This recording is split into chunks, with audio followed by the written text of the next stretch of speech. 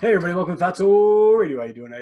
Episode number 71. Tonight, just me, folks. I get into a recap of what's going on for me for June. June's been basically a back to basics month for me, as far as my workout, as far as my diet, as far as my just my whole thinking. And just get into it, kind of tell you what I'm thinking about and my plan. Don't forget to check out our sponsors. Fatso Radio is always sponsored by Volpe Martial Arts. Check out volpemartialarts.com for more details. Sifu Adam Volpe, my brother, KW's hottest, newest Kung Fu and Hapkido martial arts school. Check them out. Also, don't forget to check out papaearth.ca. Papa Earth, locally sourced meat from Alberta and Ontario. Locally sourced, locally delivered to your door. Check them out, papaearth.ca. And don't forget to use code word Fatso Meat to save yourself $10 off a small box or $20 off a large box. All right, folks. Hope you enjoyed the podcast tonight. Again, as always, send me your emails, send me your comments, your likes, whatever you do. I really appreciate everything. I love you all. FatsoRadio@gmail.com. Lily, take it away. Fatso Radio, the really great podcast show. Fatso Radio, the really great podcast show. So get your butt and get in your chair. Don't eat your nails and don't pull your hair. We'll talk about chicken or talk about steak. We'll talk about fat, for goodness sake. Fatso, the really great podcast show. Fatso, our very first podcast show.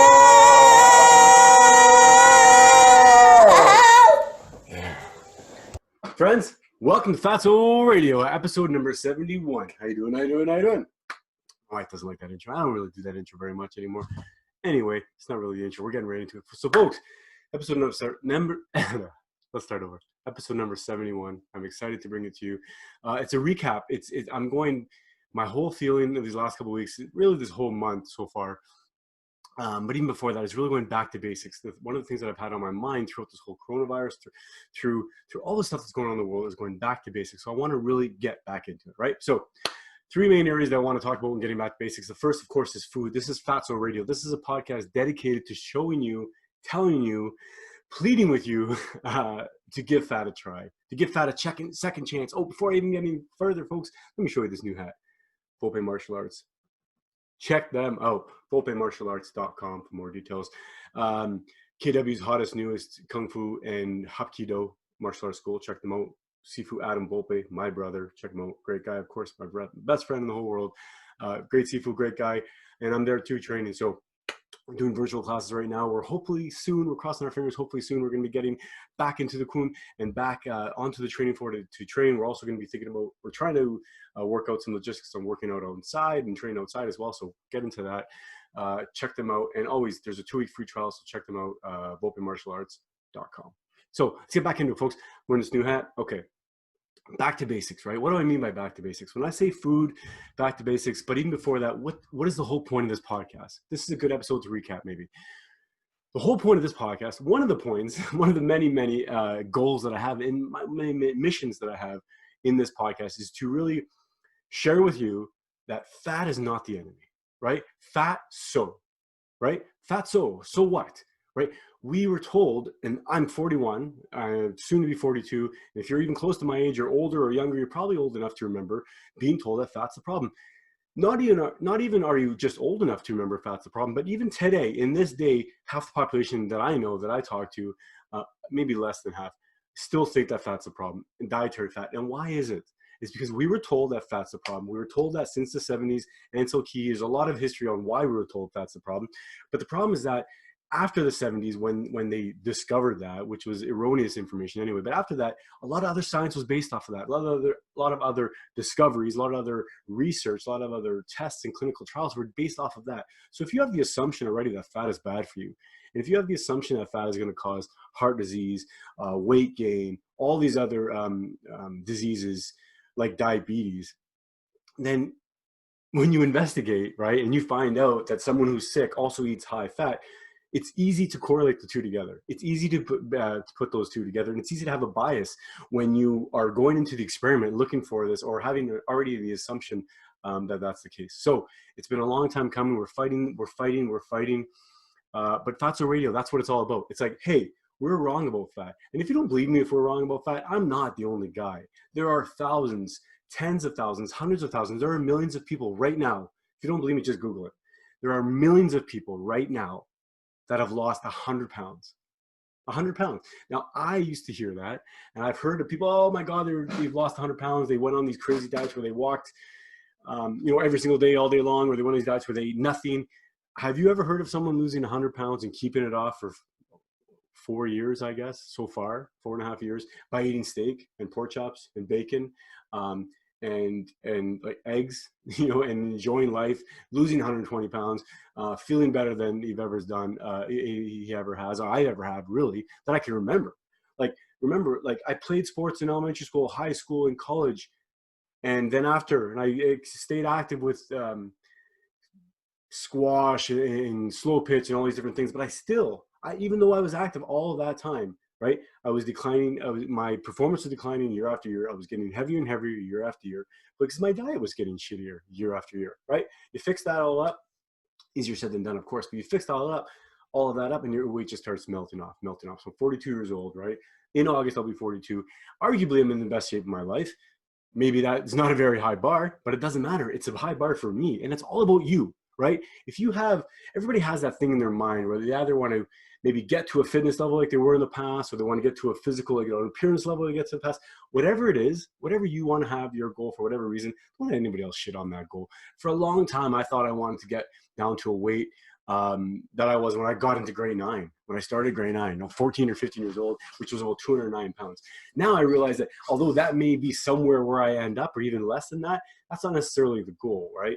As you get closer to your goal, even if it's an initial goal, there's always time to reevaluate that goal, right? And as it comes in, you're going to change that goal. So again, this works. I wouldn't be having a podcast. Yeah, let's just call it as it is. I wouldn't be out here every single Friday night, and Thursdays and Wednesdays and Tuesdays, and researching or trying to get guests, which I love doing. Don't get me wrong. I love every single minute of it. But I wouldn't be doing this if this diet didn't work, right? I wouldn't be doing this if I lost weight by going on a low-calorie diet and starving myself for a year straight, and then coming up here and magically keeping it off for 3 more years. Right? And I'm not trying to say that I deserve an attaboy or anything like that. I'm trying to tell you, here's my proof that it's not me, right? I don't have this amazing ability or this thing that I'm born with. Nothing special, folks. I'm not born with anything special, more special than you are, or I don't have this ability to do anything greater than you can, and I'm flexible. So what? That doesn't mean anything, right? But what I'm saying really is that there's nothing innately special about me that's going to get me, that ensured that I got to this goal, or that even helped me to get to this goal. In fact, I would say my nature, my genetics, for a long time worked against me, right? It worked against me to actually help me gain weight. My genetics, that's one of the other things, right? If you're someone who can gain weight easily from carbohydrates and breads and pastas and rice, which is almost anybody I know. A lot of people, some people can't, of course, but if you are one of those people, you have to think of it kind of in a reverse way from an evolutionary standpoint, right? We are those people who can gain weight easily.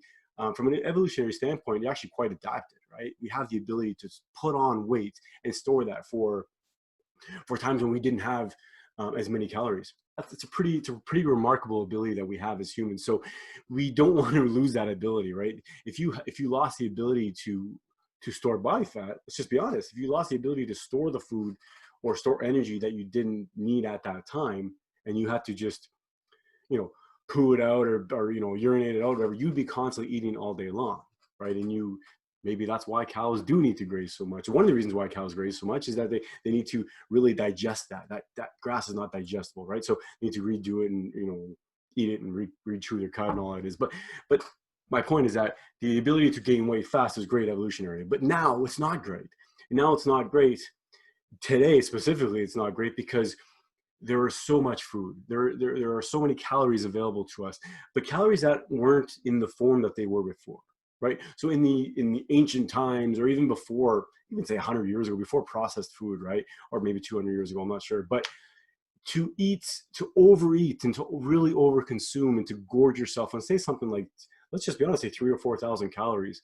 3,000 or 4,000 calories of steak, that's a lot of steak. 3,000 or 4,000 calories, or even say 5,000 calories of cheese and steak and eggs, and even just if you want to include just vegetables as well, right, in there, and fruits. That's really hard to do. If you add fruit, it gets a little easier, right? Because there's sugar in that, and sugar raises your blood sugar, right? And then crashes again and creates cravings and things like that. But you start adding complex carbohydrates, you start adding pizza in the mix and things like that, right? You can add enough fillings and toppings on a pizza to make it a 4,000 calorie pizza, right? You can do that, within 2 people can take that, no problem. You can have those a couple of days. You can pack away a lot of calories. So I guess my point is that in nature, in the past, we wouldn't have had the ability to consume all of those calories, right? So now we do. Sorry, because we didn't have the ability in the past to do that, we've never probably had to deal with things like obesity. Historically, if you think about it from an evolutionary standpoint, right? As we've evolved over the years, we moved from the trees down to the grasslands. We started hunting more. Like, if we ever ran into an idea where the food we were eating that would make us as sick as it is today and as obese as it is today, we would never survive this far, right? So in fact, we needed the opposite. There were so many times of scarcity, so many times of famine or close to famine, or times where we needed to tap into body reserves, right? Keep that in mind. There were times where we needed to have body reserves. So we evolved to maintain and hold and basically produce body weight and preserve that body fat. So think about that. We have the ability now to do that, which we've had for a long time. Of course, many mammals have the ability. Other animals have the ability to put on body weight and body fat. But it's relatively hard in nature. It really is, right? It's relatively hard in nature if you're just eating vegetables and fruit and meat. It's pretty hard. But if you're drinking fruit juice and you're eating fruit candies, you're eating fruit snacks, and you're having processed foods, and you're having all these carbohydrates and processed carbohydrates and grains, especially grains, right? The glycemic index, so what raises your blood sugar, it's higher in white flour or even brown flour or whole wheat flour. It's higher in that than it is in table sugar. So we have to really understand the ramifications and the risks and the dangers of processed food. When you make something ultra fine, right, and ultra fine, ultra processed, that's ultra easy for us to absorb, right? It'll essentially spike our blood sugars more than it normally would. Normally, then it was not processed, more than a potato would, of course. So without going off too far off topic, food. So back to basics, right? So let's go back to, and let's recap right from the start. The Paleolithic diet, or the paleo diet, or the paleo way of eating, the caveman way of eating, has been around for many years, of course, since caveman. But it's been popularized, since I started hearing in 2012. I know it's been around since before that. 2010, 2011, maybe even before that, 2000, who knows? But Lauren Cordain, Rob Wolf, shout out to you, Rob, my man. The paleo diet. So what is it? Essentially, for lack of a better word, or lack of better terms, or lack of argument's sake, or for argument's sake rather, it's removing all processed grains, removing all grains itself, essentially, removing all processed dairy, or kind of modern dairy, and then removing all beans and legumes as well. That's essentially what the paleo diet was or is, and people are still doing it, and it's great. If you're removing your grains and you're removing your dairy for the most part, cheese is debatable because it's fermented. It's got some. It's almost like an evolutionary, we've learned how to do that, of course, right? So, but basically, if you're removing all your grains, you're removing all your crap, all your ultra processed foods, you're eating fruits and vegetables that would be in season, naturally, available, which for the most part is just going to be fruit, right? Because you're not going to know what wild, you learn, of course, if you lived in this environment, but what are the wild vegetables? I don't know.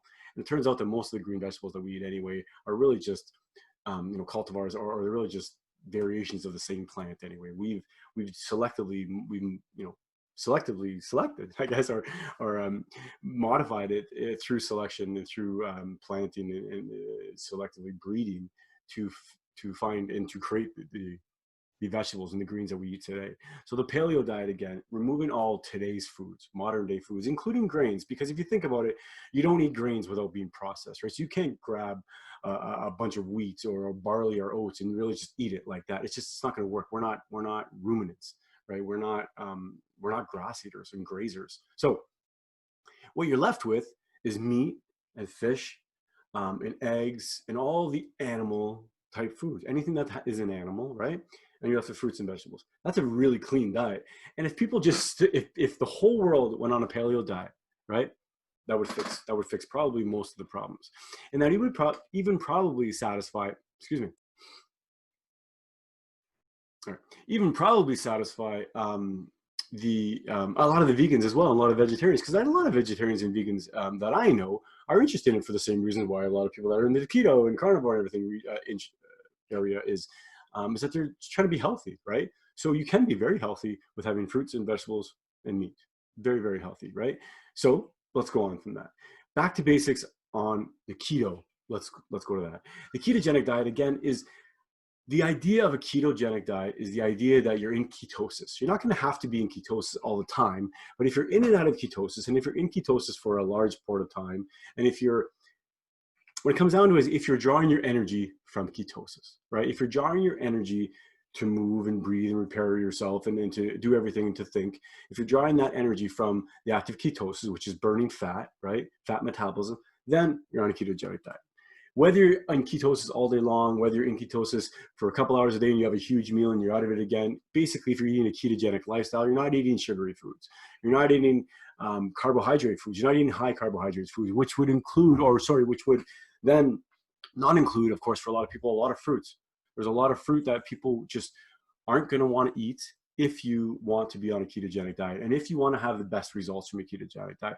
So remember, a ketogenic diet is a low carbohydrate diet, which means a low sugar, right, diet. And because you're eating a low carbohydrate diet, your body is forced to burn fat for fuel. And after a little while, it prefers to burn that fat for fuel, and you get even more energy than before. One of the challenges with the ketogenic diet for a lot of people is that it's a challenge to start. Shit, man, man, woman, child, everybody, we've been living a high carbohydrate diet for most people's lives. Funny, we are born in a state of ketosis.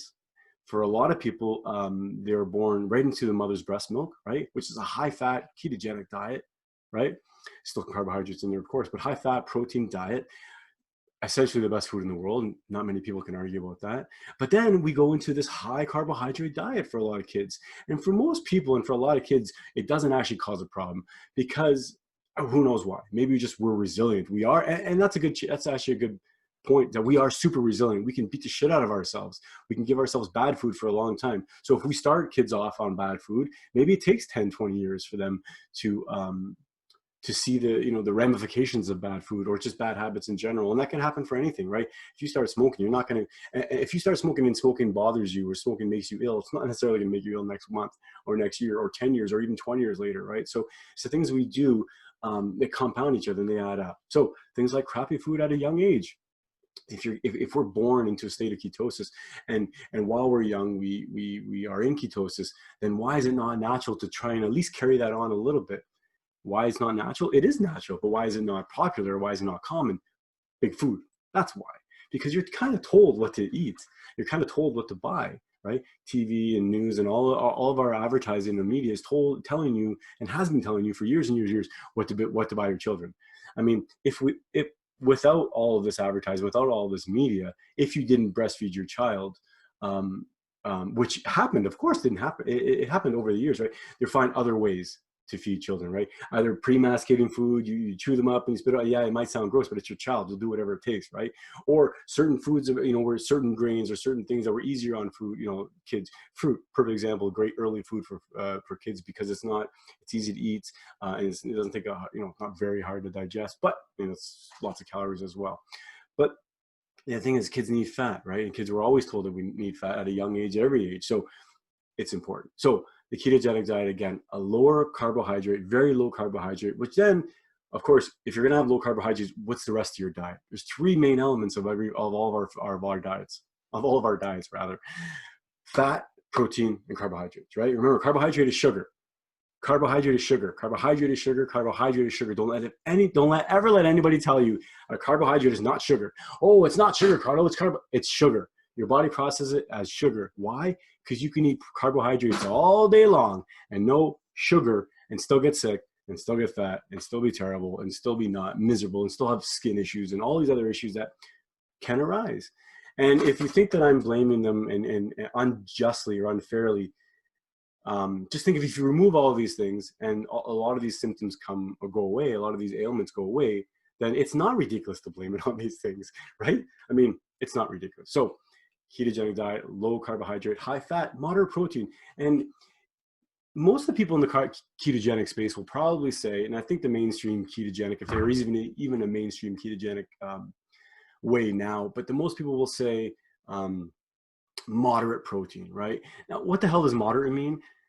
I get into it with a lot of people online because at the same time as I don't know what moderate means, I don't know what it means if you say, well, just everything in moderation. It's the same thing to me. So what does moderate protein mean? I don't tell people moderate protein. I used to say that earlier on when I was just starting my ketogenic diet, but now I say, if you remove your carbohydrates or you lower your carbohydrates to a level where you're happy with it, 20, 30 grams, or if you just remove all your breads and all your grains and anything that you know is sugar in it, and you focus on fat and protein, it'll even itself out. It really will. And you don't have to worry about counting calories or anything. The ketogenic diet, again, it's based off of satiation. The diet works, the keto diet, the high fat diet, it works because it talks to and it nourishes your hormones. That's what it does, right? It nourishes your hormones and it talks to you via your hormones. It talks to you via your satiation hormones, the hormones that tell you, hey, I'm full, I've had enough.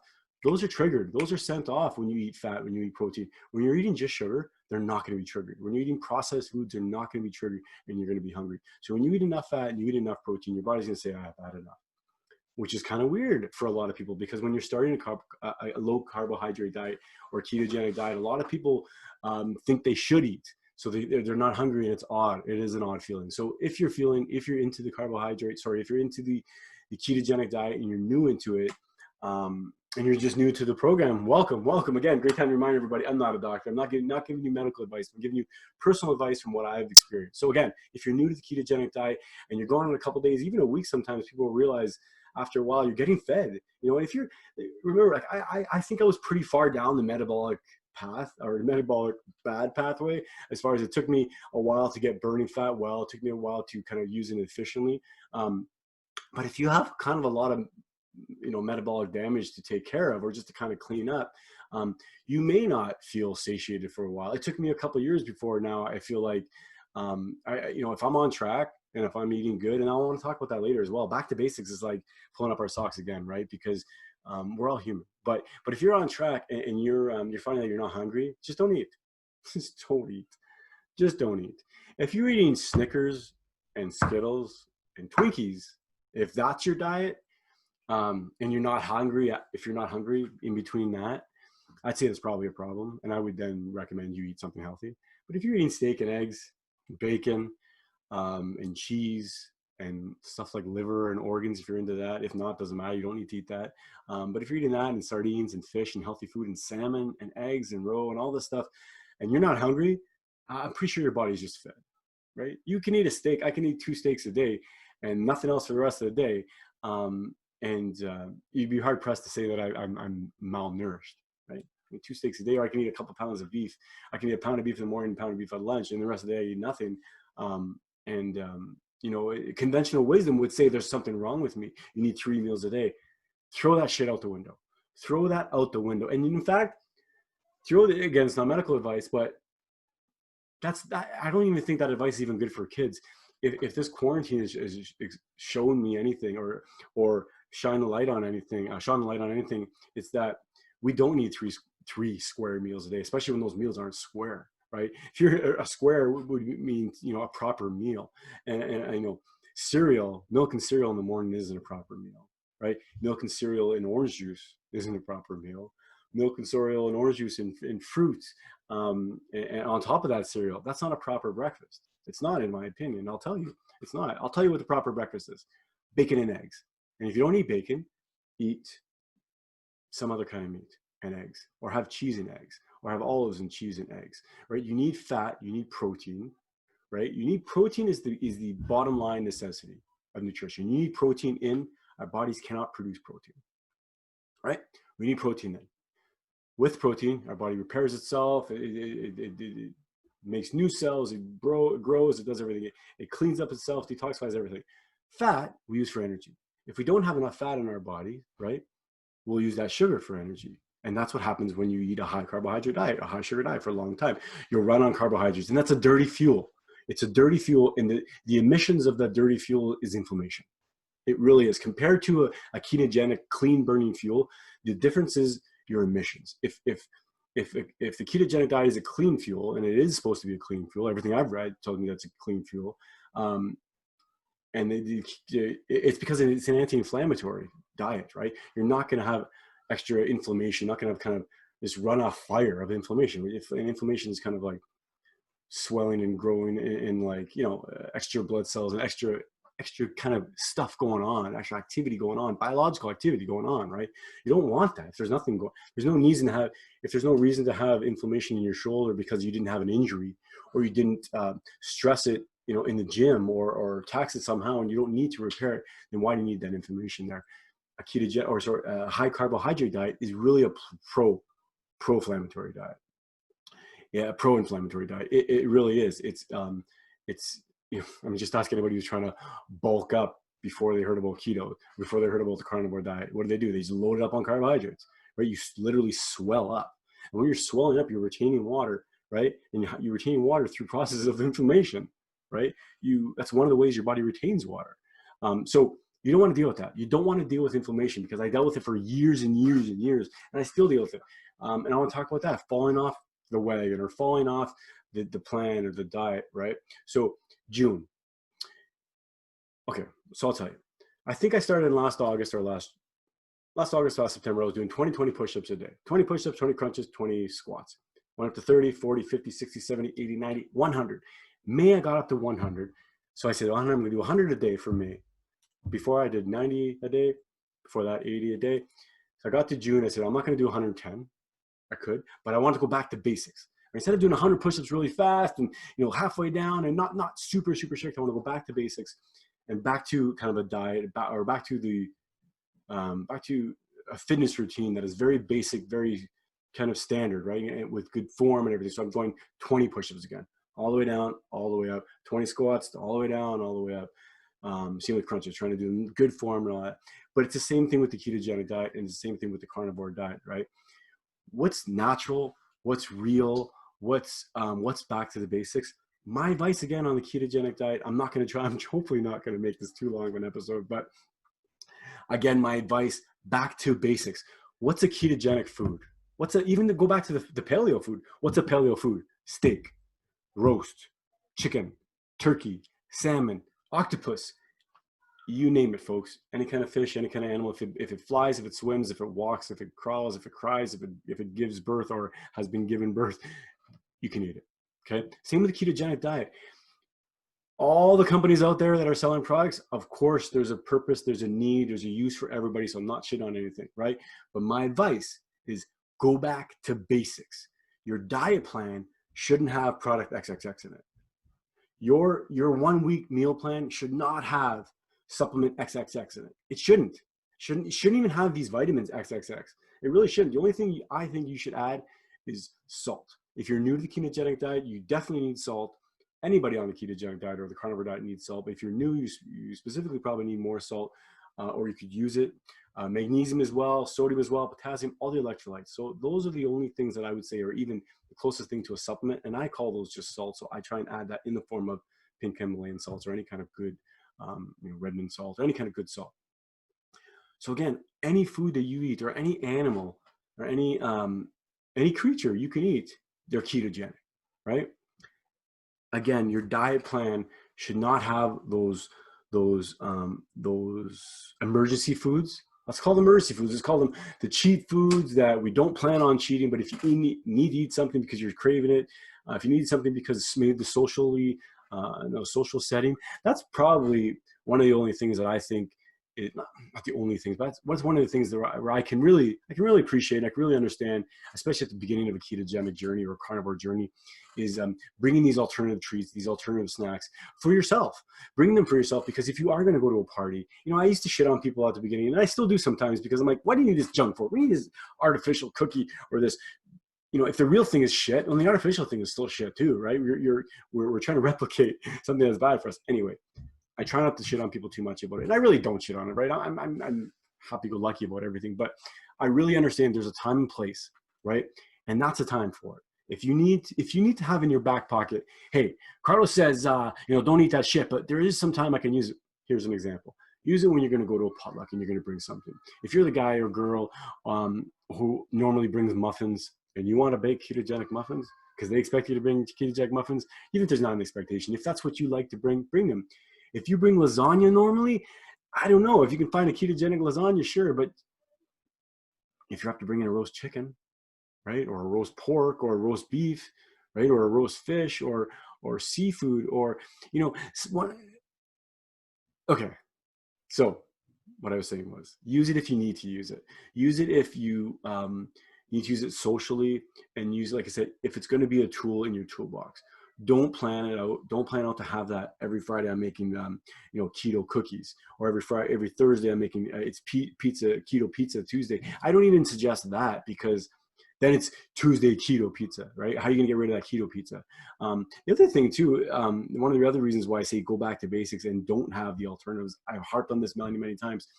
The sooner you try and really get rid of that sugar, and even the alternatives, because the alternatives have that sweet taste. The sooner you try and get rid of that sweet taste, that sweet craving, and that drive to sweetness, the better you are. And to prove that to me, I saw that the best is when I fully went carnivore, right? So before I talk about carnivore, let's talk about going back on track again. Folks, I'm human just like anybody else. This lockdown, this quarantine, the whole Corona thing, the whole everything that's been going on, it's stressful, right? So like everybody else, the first couple of weeks I actually baked bread. I talked about that on the podcast. I felt like shit, tell you the truth. This thing that kind of popped out, it's better now. There was a thing that was like big and red and gross, and now it just kind of looks like a mole. But I don't even know what that is. But like I said, back to basics, right? Like for the first week or so, we're eating bread. And then even still, it's been a couple of months. I've been pretty good. I haven't really gained weight. But I think after losing a bunch of weight, I don't know what it's like. I mean, I haven't gained any weight back at all. So I don't know what it's like. But I imagine if I kept on eating crap again, right, I could definitely gain some weight. I've gained 5 pounds back. But that's like a water weight to me. Even up to 10 pounds for me is something that I can fluctuate 10 pounds on a weekend just by kind of eating the old food again, right? So I'm like 225 right now. I went back hardcore again yesterday. Yesterday was hard, I'll tell you though. Like I said, going back off there June, interesting that for June, my theme was go back to basics. And what happened? I went back to basics as far as my workouts. And then also, I fell off track like everybody else. It happens, right? It happens. But I'm back on track now, and I want to reiterate back to basics, what that means to me. And there's many elements to it. So the food element, again, ketogenic diet, I went over it. What are ketogenic foods? I went over it. High fat, protein foods, low carbohydrate foods. The carnivore diet, even easier. It is. It's even simpler. It's even more simple than the keto diet. You're not tracking anything. You don't count carbs. You don't count anything. All you have to count is how many days you're on it. Do that, because you're going to keep track of how many days you're on it, and you're going to keep track of how you feel. The first couple of days may be hard. Get back on track again. Like I said, 2 days ago, I got back on track. I was sluggish yesterday. I had Kung Fu yesterday. I was very, very sluggish. In the past, when I've gone off and I've kind of felt sluggish again, I've mitigated that with some salt. I didn't take as much salt as I normally do. But today I'm feeling a little bit better, right? Push-ups are okay today, no problem.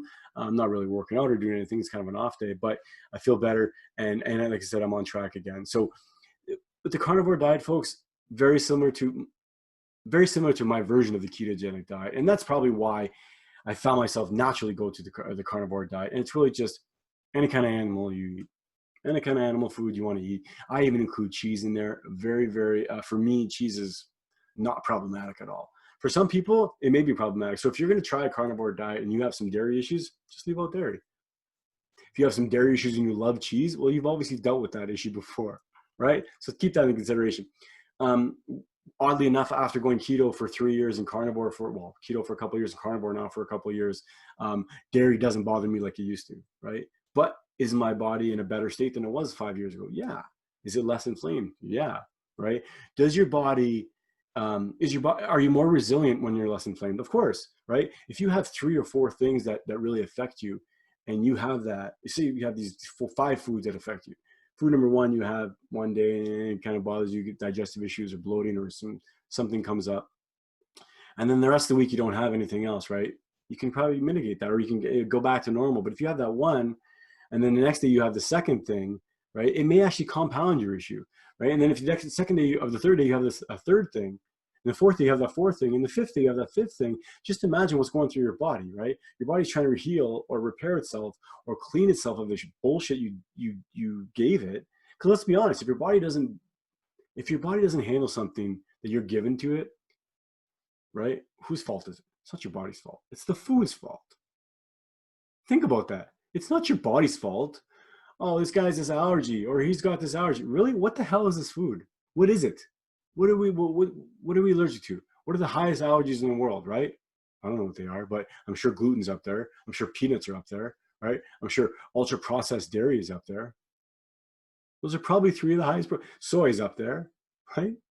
So there's not a lot of beef allergies, not a lot of pork allergies, right?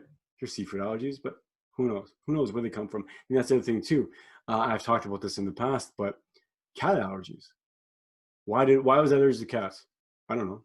But I'll tell you, when I got rid of grains, I got rid of beans and legumes and crap and sugar and all that stuff. I'm no longer allergic to cats. Did I grow out of it when I was 35? I don't know. I mean, I know I was not really around that many cats growing up, but I was. So I don't know. Again, the carnivore diet, as I was living in the ketogenic diet, as I was eating the ketogenic food on a regular basis, right? I found I was having more meat and less greens. And then I got to the point where I was having the same amount of meat and less greens. See, that's kind of the tipping point. And that was the real change for me, is when I did a little experiment, just a little N=1 experiment, where I'm like, well, if I have a salad and steak every day, what if I just don't have that salad, right? And it sounds simple because it's just an easy, subtraction, but it wasn't simple because I thought that I needed that salad. I thought that salad was good for me. I thought that I needed the fiber. I thought I needed all those phytonutrients. Now I realize I'm not getting much from iceberg lettuce. You're not getting much from romaine lettuce. You're not getting much from any of the lettuces, really, right? Nothing compared to what you're going to get from steak or pork or chicken or salmon or seafood or anything like that. So I removed the salad. After a couple of days, still going poo, still going regular life. I was still, in fact, my digestion even cleared up even more. So that's one of the things that I don't know if I talked about too much, but in the past, I've overconsumed vegetables. I've overconsumed salads. I've done them quite a bit. And one of the things that, if you're like me and if you're a veteran of the diet world, you've probably tried every diet, which would include a vegetable soup diet, which you include just salads all the time, or just zucchini, or just squash, or whatever the hell it was.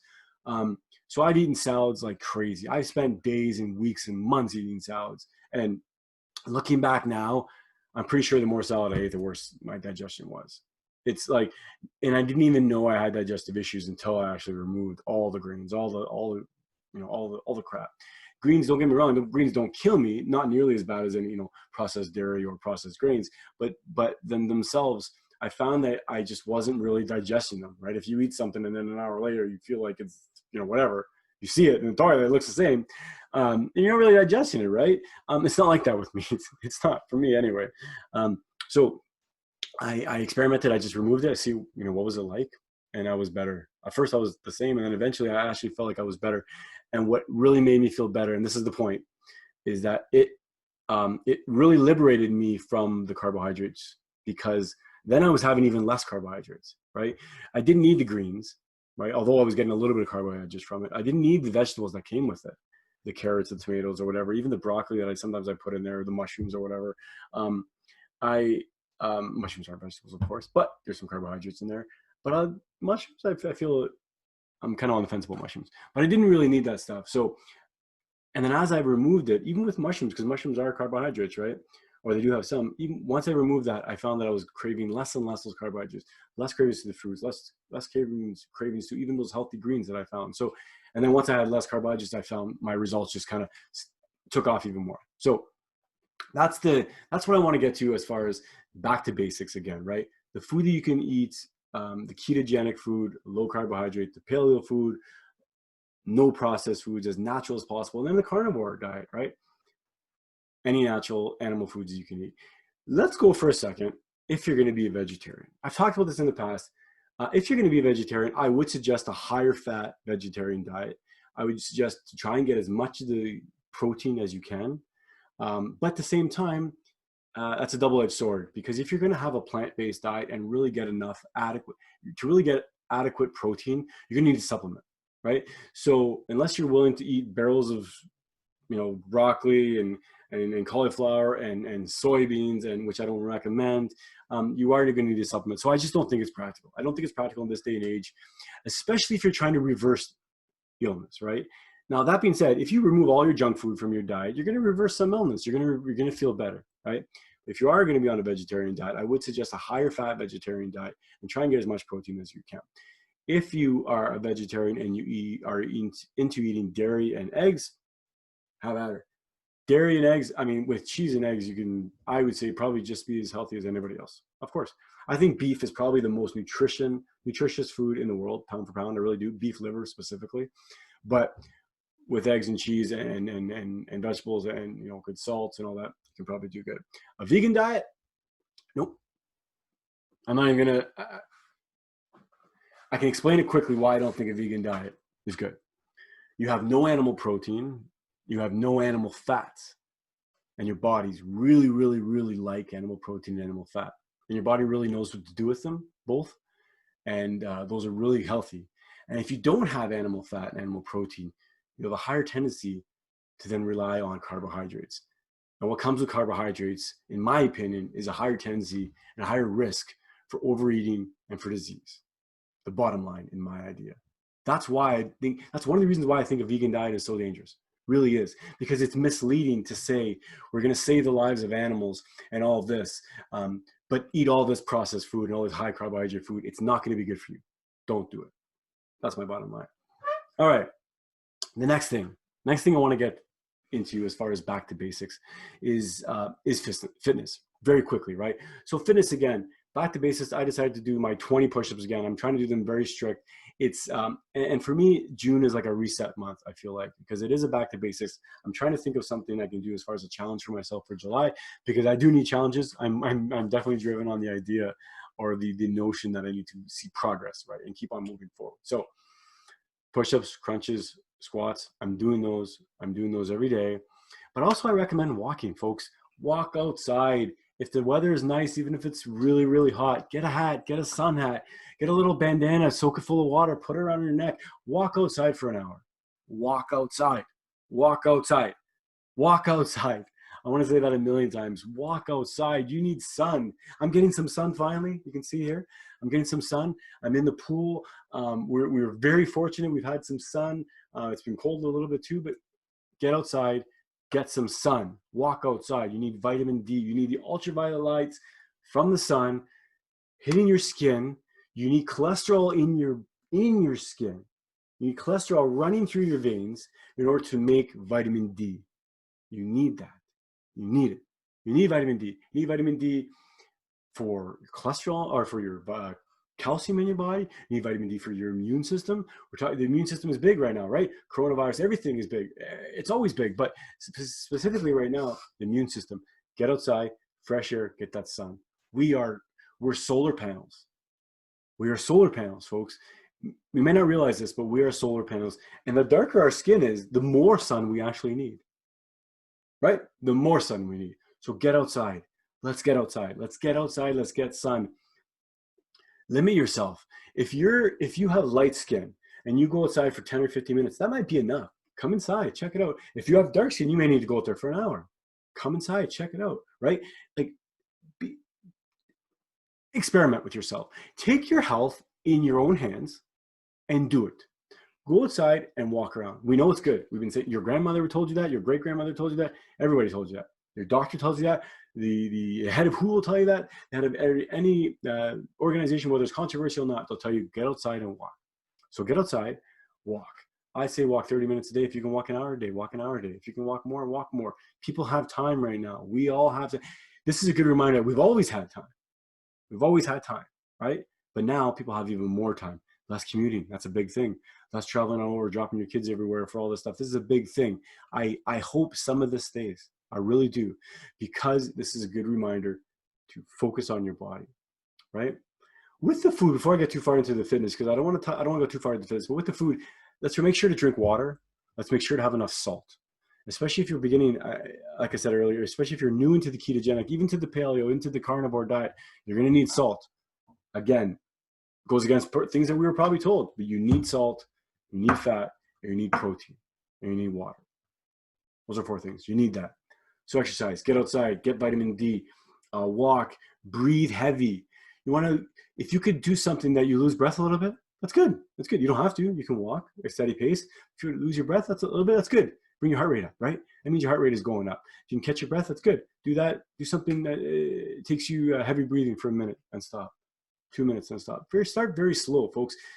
And then as you're doing it, and as you're feeling more, and as you're feeling better, here's some homework. Go online.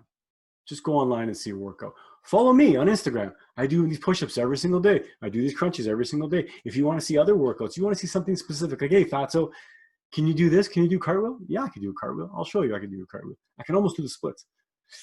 Oh, it's dangerous that I said that now. I probably have to work my ways towards it. I've only been working on it for 40 years. But I could do it when I was a kid, so maybe I can get back there again. But all things like that, right? Like, go outside, have fun. If you have kids, play with your kids. If you don't have kids, play with yourself. Play with your spouse. If you have no one around, go online, right? Have these things.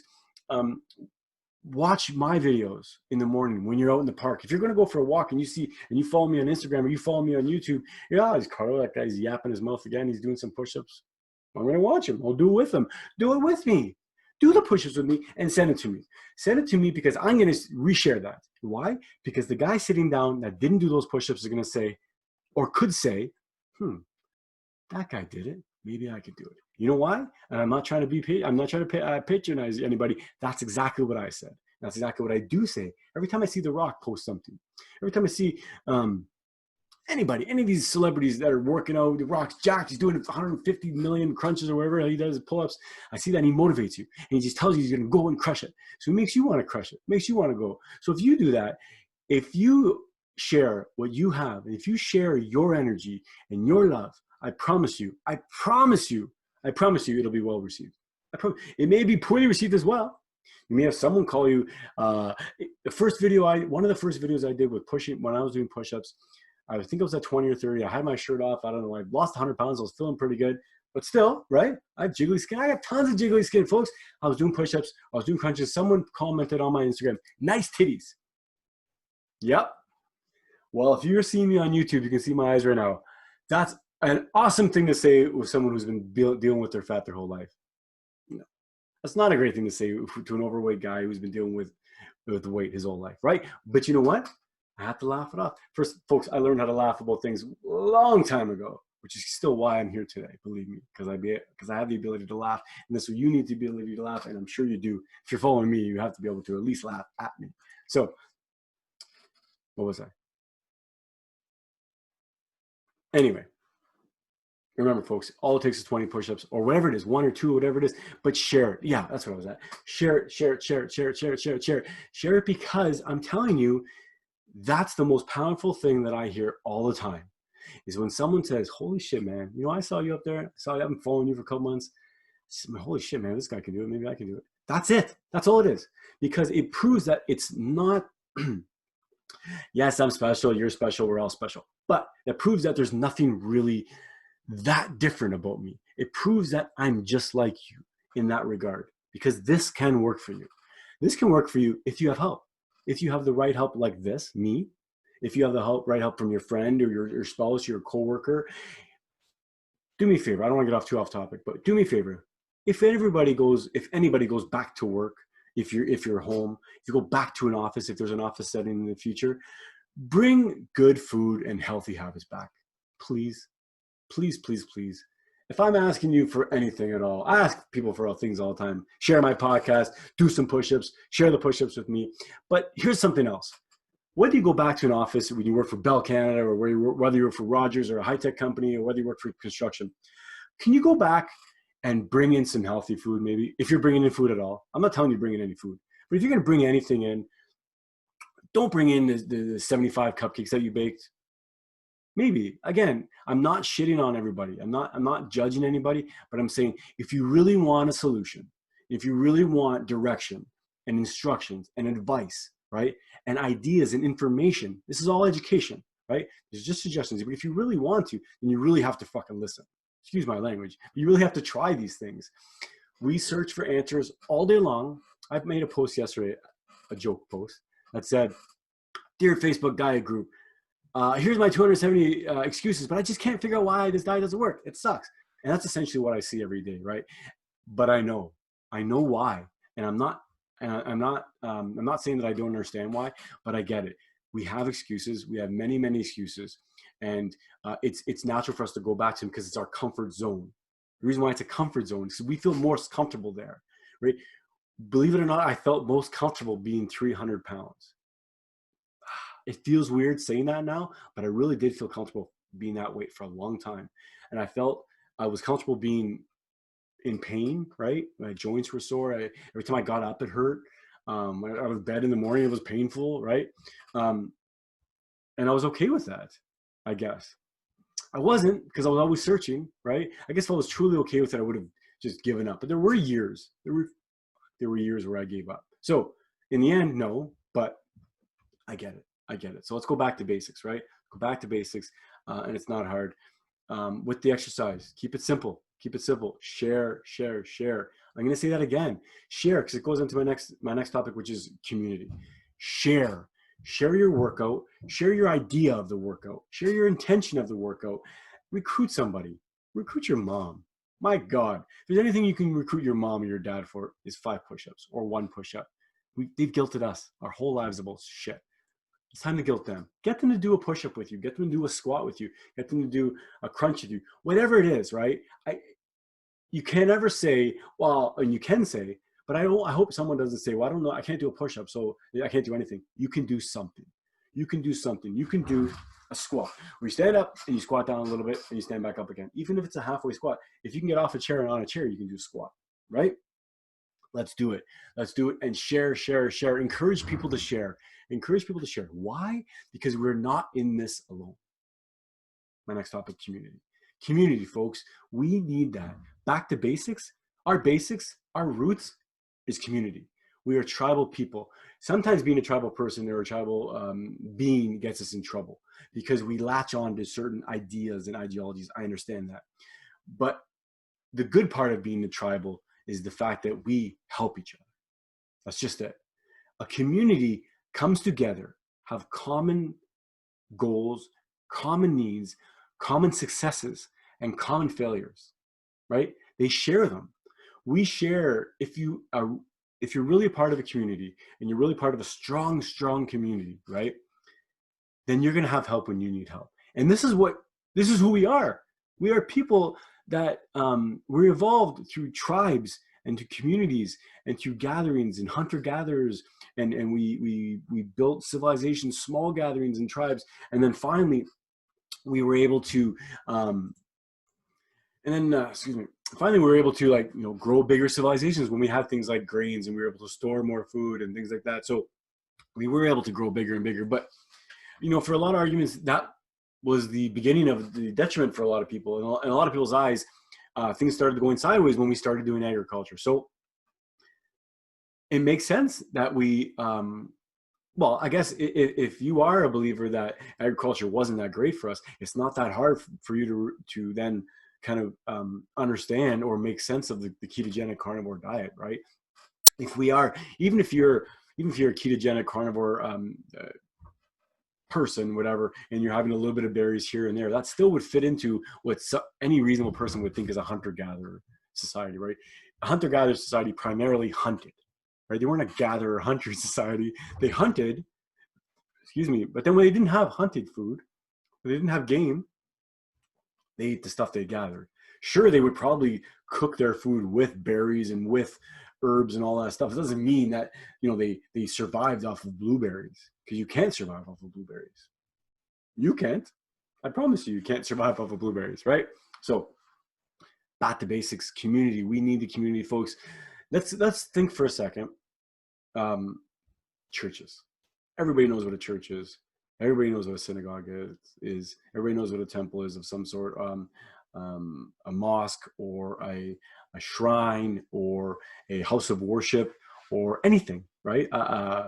Anything, whatever. I don't know all the names, but any place of worship. Let's talk about that. It's been around for a long time. Spirituality, religion, even organized religion has been around for a long time. And whatever you think about religion, good or bad, many, many good things. Sure, there's some bad as well. But one of the good things about religion is that it's always maintain a sense of community, right? Again, maybe the community is not always the healthiest community if you're in a situation that's not great, but for the most part, it really was, and it got us here, right? Churches, temples, synagogues, mosques. With that comes the congregation. With that comes the community. When you build a church, right? I was growing up Catholic. I understood that the church is not a physical thing, right? The church is a community. The church are people, right? And I would say that's probably the same with, the gatherings of the mosque, right? The practitioners, the people that go to temple, synagogue, or any of the houses of worship. It's not the brick and mortar that makes a church, right? It's the people. It's the people that make the church, and and I can tell from my own experience from the Catholic Church, it's the priest, right? It's the ministers, it's the altar persons, or I don't know, altar people, altar boy, altar girls, the people that are the ushers, the people that are collecting the charity, the donations, the people that are downstairs baking, doing the bake sales, the people that are cooking meals for the like I said, charity organizations, raising money, raising funds for whatever the cause is, sick kids and all of this stuff. That's community, right? And that can happen without churches. You can have a community center. We got a Forest Heights Community Center. You got a Blue Vale Community Center. You got a Bridgeport. All different Stanley Park, all different parts of town. Community centers, right? And that's what they're for as well, right? And the other thing too is like the other lodges, the Moose Lodge, the Esquire clubs, the Joe's whatever clubs, the Italian club, the Marconi club, the Caboto club, the Knights of Columbus, the Masons. Why are there all these clubs? YMCA, all these clubs, right? Whatever. I don't even know why YMCA is a club. It is a club. They're all members, right? Why are these clubs? Even gyms for a lot of reasons. Think back when gyms opened up, right? Clubs, karate schools. Why are there all these clubs? Because we're people that need to be in communities. We're tribal people. We are herd people, essentially, right? But much more intelligent. We are people that need to be with other people. And just think of that. We've evolved millions and millions of years, right? We've been in groups, hunter-gatherers, tribes, like this, bands, or whatever you want to call them, for many, many years and years. These groups are still around, right? In fact, a lot of these groups over the last couple of years, the last couple of decades, have been seeing numbers dwindling, right? Okay. Well, what's not seeing numbers dwindling, and absolutely isn't the correlation, or the opposite, inverse, is the number of online groups, right? Facebook groups, Instagram chats. Instagram has group chats now. Everybody has these online messengers, all these groups. Be a part of a group. Oh my God, Facebook groups alone, there's 50 groups just around in my neighborhood alone, right? So what does that tell us? We are social animals. If anything, social media tells us, it proves to us, by a shadow of a doubt, it proves to us that we are social creatures that need this social interaction. This is why the lockdown pissed off a lot of people, right? And scared a lot of people. I'm not saying whether it's right or wrong to be scared or to be angry or to be paranoid. I'm not saying that. What I'm saying is that this is why it scares a lot of people, because it does not feel right. It doesn't feel right for a lot of people to be separated from each other, right? There were families still to this day that are separated from siblings, still separated from mothers and daughters and fathers and sons and grandparents, still to this day. So it's terrible, and I feel for them, and I get it. I don't know exactly what it's like, but I can imagine, because I well appreciate how tribal we are, and how community and how group oriented we are. The idea that it takes a village is not my idea. It's not new. It's not even your grandmother's idea. It's your grandmother's grandmother's grandmother's idea, probably. Because it literally took a village. Folks, we need to absolutely start saying that more. We need to start saying that every time we interact, but we need to start living like that, right? If it really takes a village, then I need to call my brother the next time I see that there's a good deal on meat. And I do. If it takes a village, I need to call my sister when I see, holy shit, there was something she was looking for, and I saw this here. And I'm like, people do that every day. And so let's keep on doing it. It takes a village. When my neighbor, who's 80-something or 85 years old, she said to me, Carlo, if you ever need someone to look after your kids, just let me know. This lady's 85 years old, has a hard time getting around. She knows what it is. She has four kids of herself. She knows what it's like to raise a family. And it's funny, we talked about this the other day. She's like, yeah, Carlo, we depended on each other a lot more. You know, we depended on the government a lot less, you know, and we depended on, and that brings me to another point where if you are dependent on your government so much and you are dependent on them for a certain amount of things, you know, that group of things grows. That's what scares me, because not really, I mean, it does actually scare me, because a lot of people will express to me, well, I'm not sure we should do, let's see what the experts say. And I get that. I can't argue with the experts 99% of the time. But sometimes you have to really sit back and think, what the is going on? What is going on?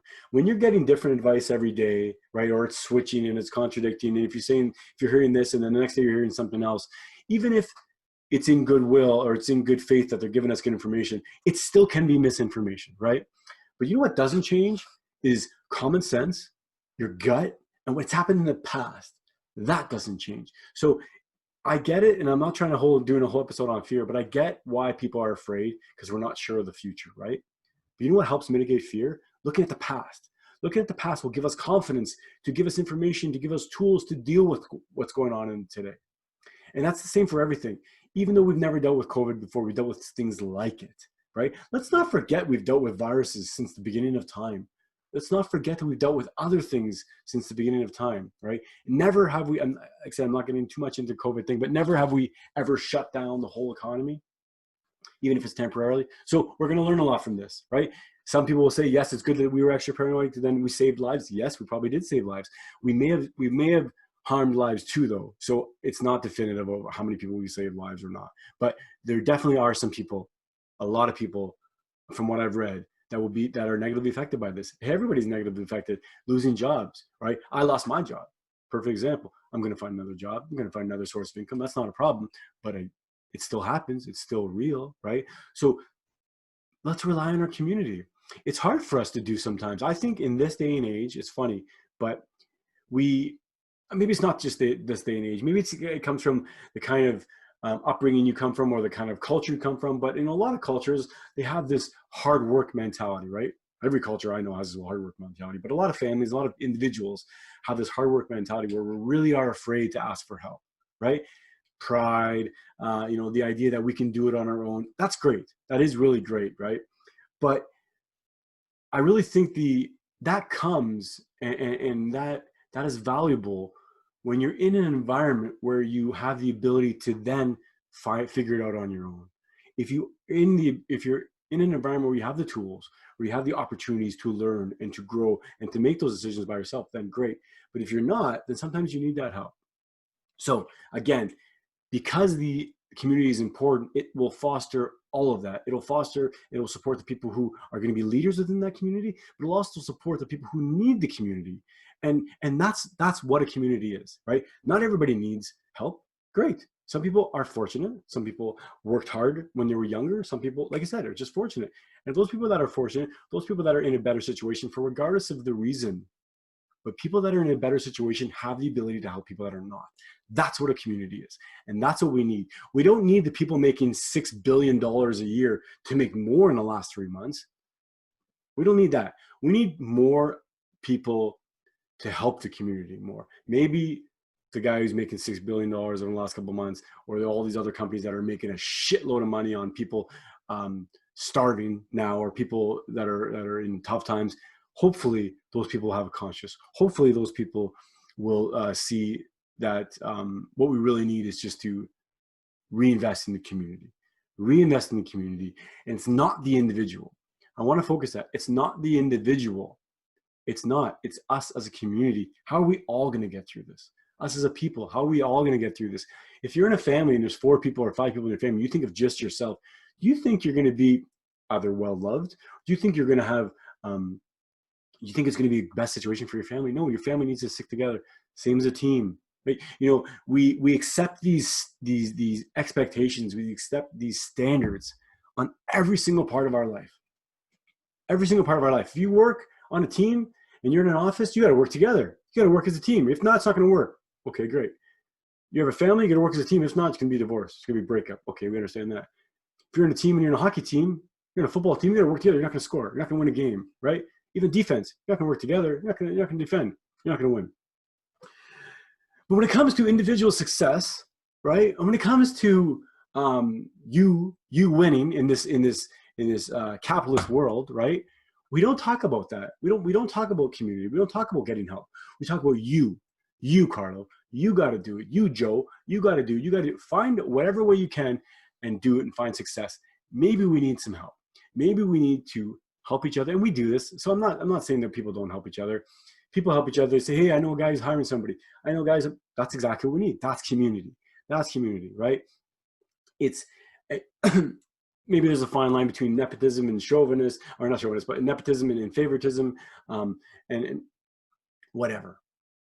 That's going to happen no matter where you are. It happens anyway right now, and we're not focusing on helping family.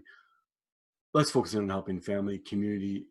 I guess my point is that it's the bigger idea of family. One of the greatest things I love about being part of the Italian family, being part of the Italian culture. Other cultures, of course, feel the same way, and they do this as well. But the Italians definitely is something that I always heard growing up, and I still say it to this day, is that one of the things we say is that everybody's family. You meet us, my buddy Scott, he comes over, he met me grade 9, by the second day he met me, he's family. Andy, same thing. Randy, all my buddies, they're family. You come over, once you're with us, you're family. And that's not just an Italian thing, but Italians, like other people, say that. That's what we need. We need for you to treat everybody that comes to your house like family. And if you do, great. And we need everybody to do that. But we need more than just individuals. We need businesses to do that. We need big businesses to do that, to start feeling like a real community. Because you can be a big business, you can be this corporate powerhouse making all this money, billions of dollars a year, you're supplying all these jobs. So what are you doing though? What are you really doing, right? Community. We need to build community centers. We need to build more hospitals, maybe small hospitals. Maybe we need every neighborhood needs a clinic, right? Maybe every neighborhood needs a butcher.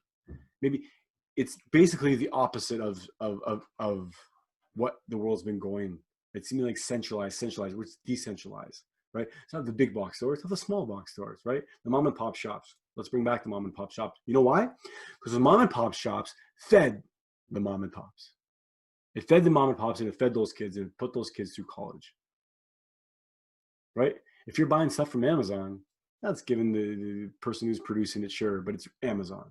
Walmart, it's Walmart. It's still the other manufacturer, sure.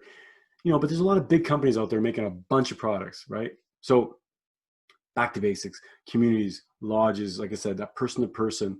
I think one of the things that's going to change as well, or one of the things that's this whole COVID, the lockdown, everything, it's making people realize, or making people think about their fitness, right? Making people think about their health and wellness. And I think coaching, online coaching, and even if it's not necessarily an online coach where you pay me something a month and I'm your coach, maybe it's just something where it creates a network.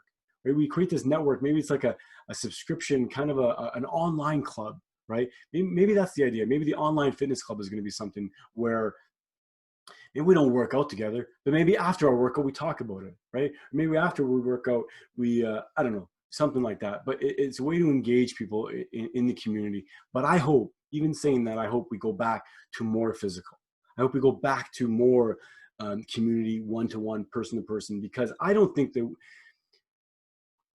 new should include physical distancing. I don't.